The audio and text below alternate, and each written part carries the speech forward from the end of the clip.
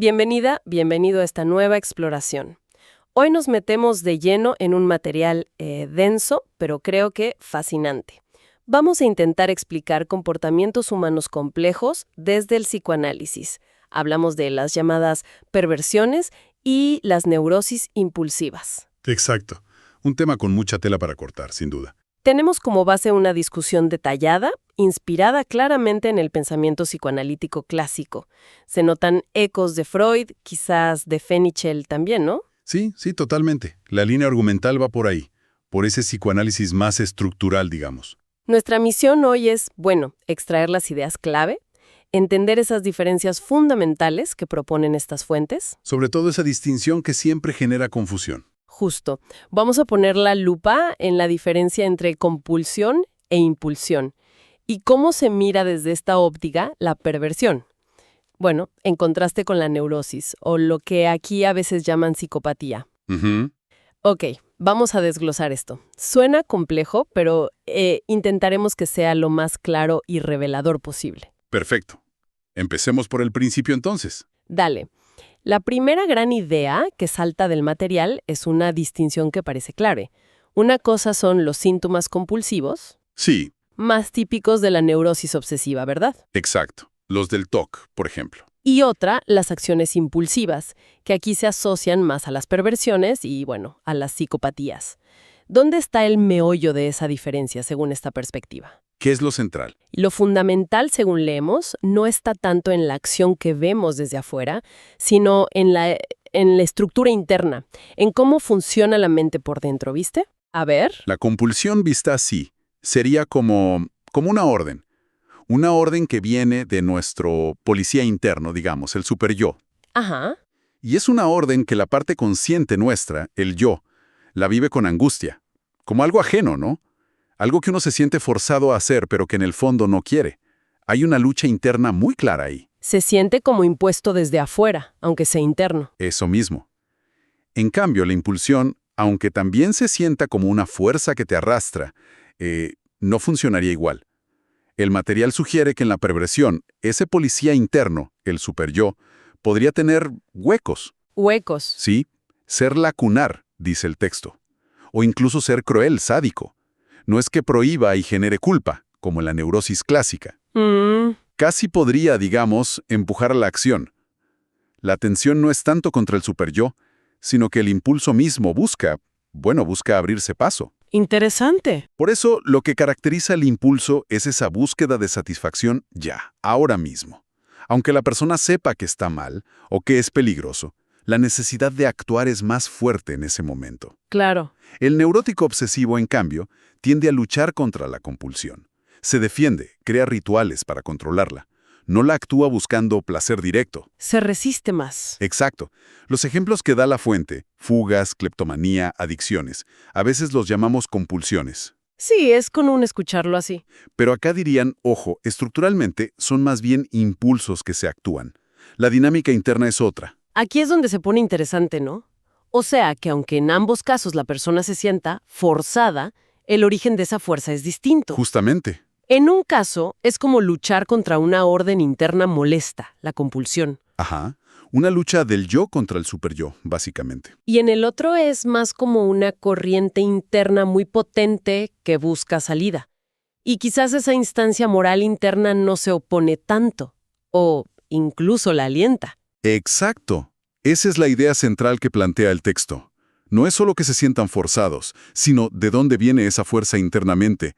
Es tu conciencia moral luchando contra tu yo consciente, como en la neurosis.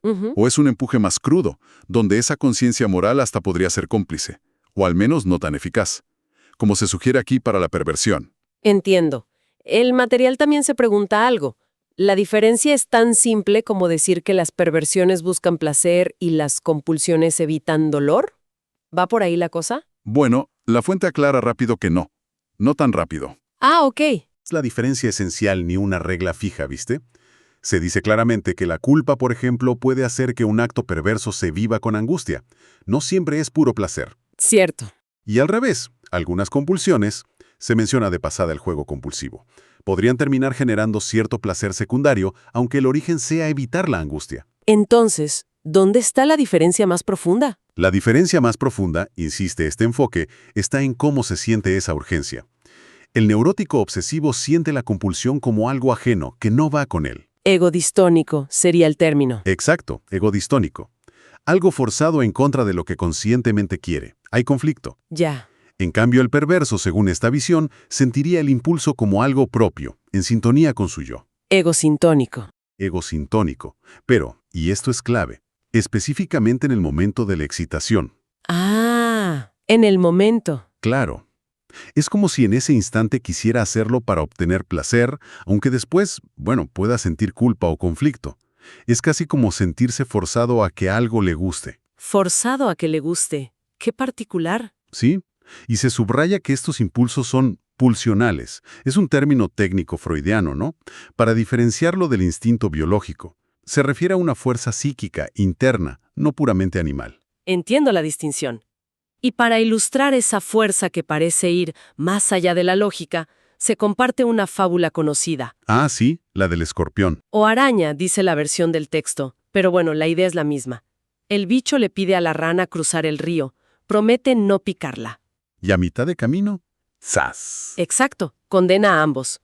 Y su explicación es, está en mi naturaleza. Es una buena imagen, sí, para esa impulsividad que parece incontrolable, que va más allá del cálculo racional de conveniencia. Totalmente. Y eso nos lleva directo a otro pilar de esta perspectiva psicoanalítica, la conexión fuerte, fortísima, que establece entre perversión y sexualidad infantil. Ajá, un clásico freudiano. Totalmente. Cuando Freud empezó a explorar la sexualidad en los niños, vio que las metas y las formas de placer del perverso adulto se parecían mucho a las infantiles, eran como análogas. Entiendo. Entonces, la idea es que la perversión implicaría haberse quedado como atascado, digamos, una fijación, o haber vuelto atrás, una regresión, ¿Hacia dónde? hacia una etapa anterior al desarrollo sexual adulto, al genital.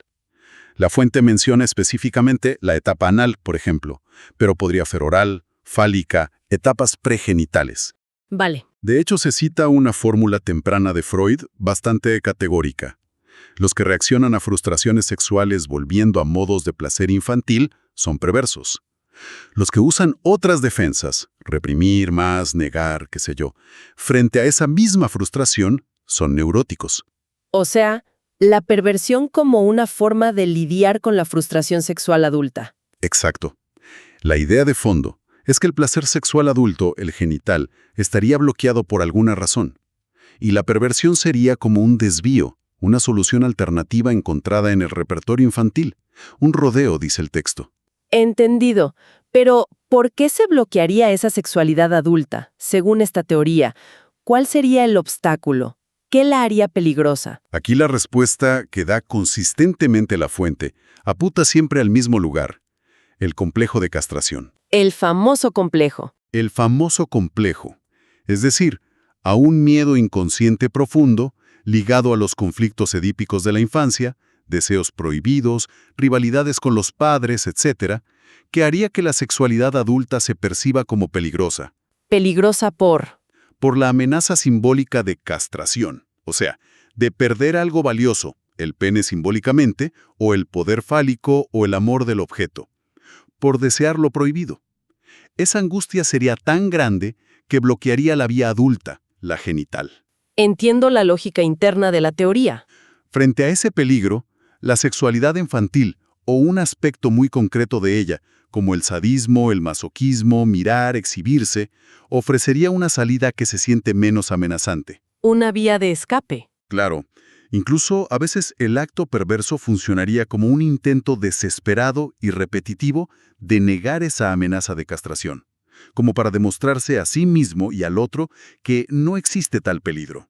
Y solo así, indirectamente, poder alcanzar un orgasmo que de otra forma estaría inhibido por la angustia. Es complejo, ¿eh? Una defensa muy particular. Muy particular, ¿sí? Ahora, el material también menciona que a veces a las personas con estas características, perversiones o neurosis impulsivas, no se les llama neuróticos, sino psicópatas. Sí, ahí se mezcla un poco la terminología. ¿Cómo los diferencia esta perspectiva? ¿Qué significa todo esto en la práctica? ¿Son lo mismo? ¿No son lo mismo? Sí, esa distinción puede ser confusa porque, bueno, los términos se usan de muchas maneras hoy en día. Lo que aclara esta fuente específica es que tanto en la perversión como en la psicopatía, según esta terminología particular, ojo, la persona generalmente sabe lo que hace Ajá, y sabe que está mal según las normas sociales. Su principio de realidad en ese sentido funciona. Distinguen fantasía de realidad, saben las consecuencias, entiendo. pero ignoran ese saber al momento de actuar. El impulso o el cálculo frío se impone. Por eso se les considera responsables legalmente, no son inimputables como podría ser alguien en un brote psicótico. Vale. ¿Y la diferencia entre perversión y psicopatía entonces? La diferencia clave que se sugiere aquí parece estar en el contenido del impulso y su conexión directa con la sexualidad infantil. La perversión estaría específicamente ligada a buscar placer actuando componentes de esa sexualidad temprana. Como mencionabas antes, sadismo, masoquismo. Exacto. Sadismo, masoquismo, exhibicionismo, voyerismo, fetichismo. El fin, a menudo, implicaría usar o dañar al otro a través de esta sexualidad regresiva, infantilizada. Ok. ¿Y el psicópata? El psicópata, en cambio, aunque también puede ser impulsivo, cruel, manipulador, no necesariamente canaliza todo esto a través de actos sexuales infantiles específicos. Su foco podría estar más en el poder por el poder mismo, en dominar, en controlar, en destruir psicológicamente al otro por otras vías que no son necesariamente sexuales en este sentido regresivo. Dame un ejemplo. Piensa, por ejemplo, en alguien muy tiránico y cruel en el trabajo, como menciona el texto, un jefe sádico con sus empleados. Podría encajar en esta idea de psicopatía sin que haya una perversión sexual clara, manifiesta. Entiendo la diferencia. Ojo, pueden darse juntas, ¿eh? Una persona puede tener rasgos psicopáticos y además una perversión sexual. Pero conceptualmente aquí las separan. Perversión anclada en sexualidad infantil, psicopatía más ligada al poder, la manipulación y al carácter impulsivo o calculador en general. Queda más claro. Pero me surge una duda que ya mencionaste de pasada. Si el superyo en la perversión es defectuoso o sádico, como decías, ¿pueden sentir culpa estas personas? Buena pregunta. Porque el texto dice que sus impulsos pueden ser contrariados por sentimientos de culpa. ¿Cómo cuadra eso con un superyo que no funciona igual? Es una excelente pregunta, sí. Y el propio material reconoce que, bueno, la realidad es más compleja que las categorías teóricas puras. No son compartimentos estancos. Claro. Se sugiere que sí, puede haber culpa. Pero sería distinta a la culpa neurótica, esa que lleva a reparar, a reflexionar, a intentar cambiar. ¿En qué sentido distinta? En la perversión, si existe, sería una culpa más oscura, quizás, menos consciente, tal vez. Y sobre todo, no detendría la acción ni llevaría necesariamente a reparar el daño causado. El foco sigue puesto en actuar el impulso. La culpa viene después, si viene, y no modifica la estructura. O sea, una culpa que no frena. Exacto, o que no lleva a una elaboración real. Además, se plantea algo muy importante en la práctica, la posibilidad de que la culpa sea simulada, Ah, como manipulación. como una forma de manipular al otro, de obtener perdón o bajar la guardia. Y también se menciona algo que se observa a menudo, la doble vida. Sí, eso se escucha mucho. Personas que mantienen una fachada de perfecta normalidad, a veces muy exitosa, mientras ocultan sus actos impulsivos o perversos. Esto implica cierta capacidad de disociar o manejar la culpa, aunque sea de forma defensiva y no elaborativa, digamos. Y el caso de un asesino con un fetiche por los zapatos, que no eran solo un objeto sexual aislado, no. Claro, no. Eran trofeos. Eran disparadores eróticos ligados al recuerdo violento. Y muy importantemente, una forma de mantener el poder sobre la víctima en su memoria y también sobre los interrogadores en el presente. Usaba el fetiche para controlar la interacción. Tremendo. También se mencionan las entrevistas a figuras como Ted Bundy o Jeffrey Dahmer, como material que ilustra estas dinámicas complejas. Correcto. Esos ejemplos ayudan a ver la complejidad más allá de la teoría pura. Y para cerrar, el material apunta a un par de ideas teóricas más interesantes. A ver. Una que atribuye a la Escuela Argentina de Psicoanálisis la posibilidad de que la estructura perversa funcione a veces como una defensa muy organizada contra un riesgo de quiebre psicótico. ¿Cómo sería eso? Como si la perversión, con su foco específico, su ritual, su repetición, evitara una desestructuración psíquica mayor, más caótica, una especie de mal menor estructural, por decirlo de alguna manera. Una defensa extrema. Una defensa extrema, sí. Y una última aclaración importante que hace el texto. Desmonta el mito de que los perversos disfrutan más que la gente normal. Ah, mira. ¿No es así? Según esta visión, para nada. Su placer sería limitado, psíquicamente costoso, a menudo incompleto, justamente porque surge como una solución defensiva a un conflicto subyacente. Entiendo. Quizás se expresan más abiertamente ciertos deseos que otros reprimen con más fuerza, pero eso no significa mayor capacidad de goce o de satisfacción profunda y plena. Muy interesante esa aclaración final. Sin duda, hemos navegado aguas profundas hoy, ¿eh? Bastante. Exploramos cómo esta corriente psicoanalítica diferencia compulsión, esa lucha con el superyo, e impulsión, con otra dinámica estructural. Ajá. Vimos la conexión central que establece entre perversión, sexualidad infantil y el miedo a la castración como motor de todo esto. El nudo gordiano, digamos. Exacto. Y cómo la distingue de la psicopatía, más ligada al poder general, sin olvidar las complejidades de la culpa y la relación con la realidad. Sí, creo que cubrimos los puntos centrales de la fuente. Es clave recordar siempre que esto es una manera de entender estos comportamientos. Una perspectiva teórica con su propio lenguaje. Fijación, regresión, Edipo, castración. Claro, es un marco teórico específico. Exacto. Intenta dar sentido a conductas difíciles, a veces muy destructivas, mirando a conflictos inconscientes y estructuras internas. Es una visión que ha sido muy influyente. Aunque claro, no es la única que existe hoy en día para abordar estos temas. Hay otras miradas. Por supuesto. Y nos deja pensando, ¿cómo nos suenan hoy estas ideas? Formuladas hace décadas, la mayoría. Ideas sobre el impulso, el control, la sexualidad infantil como raíz de la adulta, el poder.